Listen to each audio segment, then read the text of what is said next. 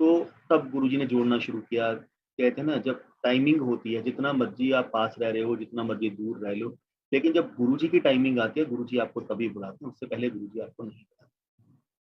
तो ऐसे ही मुझे जब बुलाया तो इन बिटवीन सब कुछ चलता रहा। मैं शिव जी का बहुत भगत रहा हूँ। मैंने बचपन से इतनी 5 या 6 साल से बहुत चैंटिंग की है शिव जी की, बहुत बार शिव पुराण पढ़ा। लेकिन एक टाइमिंग आती है, अगर आप शिव पुराण पढ़ते हो, तो एक चीज़ ज़रूर होती है कि कभी न कभी शिव आपको ज़रूर मिलते हैं। अगर आप सच्चे मन से उनको पूछते हो, कभी न कभी शिव आपको दर्शन ज़रूर देते हैं। तो ऐसे ही मेरी भी वो चल रही थी।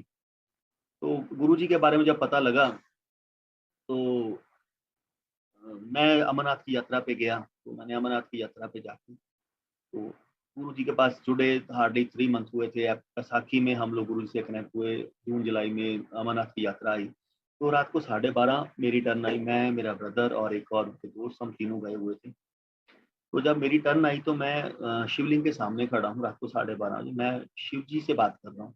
लेकिन उस समय मेरे को और मेरे ब्रदर को एक ही फ्रेग्रेंस आ रही थी, जो हम लोग गुरुजी के चरणों से फ्रेग्रेंस आती थी, बॉडी में से फ्रेग्रेंस आती थी, वही फ्रेग्रेंस गुरुजी के चरण वहाँ पे अमरनाथ की गुफा में आ रही।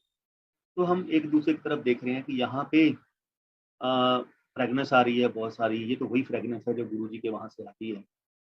तो हम लोग एक-दूसरे को देखते-देखते मैंने आँखें बंद की और सामने शिव जी, शिवलिंग 4 साढ़े 5 फुट के शिवलिंग थे। तो मैं प्रेयर कर रहा हूँ, मतलब गुरुजी आप वो क्या चीज़? कोई आपको शिव जी का अवतार बोलता है, कोई आपको गुरु नानक देव जी का अवतार बोलता है। सब कुछ उल्टा-पुल्टा है। पंजाबी गाने चलते हैं। हम लोगों ने संतों, महात्मा, महापुरुषों को उसी रूप में देखा है कि वो बड़ी-बड़ी उन्होंने दाढ़ी रखी होती है, भगवा चोला पहना हुआ है। लेकिन गुरुजी तो कहते हैं ना, इस ज़माने में कलयुग में बिल्कुल एक लेटेस्ट अवतार, जिसको मॉडर्न अवतार बोलते थे गुरुजी, वो मॉडर्न अवतार लेके आए हुए थे कि लोगों के जो किंतु-परंतु हैं, अब उन सबको दूर करने के लिए गुरुजी यहाँ पे आए। क्योंकि गुरुजी हम सबको वहमों से निकालने के लिए आए थे कि कुछ भी वहम नहीं होता, गुरुजी बैठे हैं उन चीज़ों को करने। लेकिन फिर भी हम लोग आज की डेट में भी वहमों में पड़े रहते हैं, जितना मर्ज़ी कर लो। कहते हैं ना, गुरुजी तो सारी ज़िंदगी समझाते रहे और गुरुजी आज की डेट में भी समझाते हैं। फिर भी हम लोग कहीं पे भी उन चक्रों से नहीं निकले। तो मैं शिव जी के सामने खड़े होकर प्रेयर कर रहा हूँ, मैंने कहा गुरुजी आप हो क्या चीज़? वो एक छोटी-सी लाइट ब्लिंक करती हुई शिवलिंग के बीच में से निकली। पहले उन्होंने शिव जी का रूप दिखाया मुझे, फिर अपना रूप दिखाया, फिर शिव जी का, फिर अपना। फिर गुरुजी की वही आवाज़, कहते कमलिया मेरे ते शिव च कोई फ़र्क नहीं हैगा। मैं और शिव एक ही रूप, एक ही जोत है। तो ये मैंने दुनिया अपने ब्रदर को बताया, सबको कहा कि ऐसे-ऐसे गुरुजी ने दिखाया, माथा टेका, सब लोग नीचे आ गए।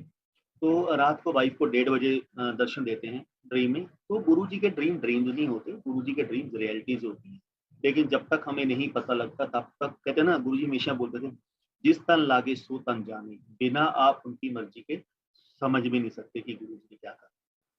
तो चलते रहे हम लोग, वाइफ को रात को 1:30 बजे ड्रीम दिखाते हैं, नंदी बैल के ऊपर बैठे हुए हैं।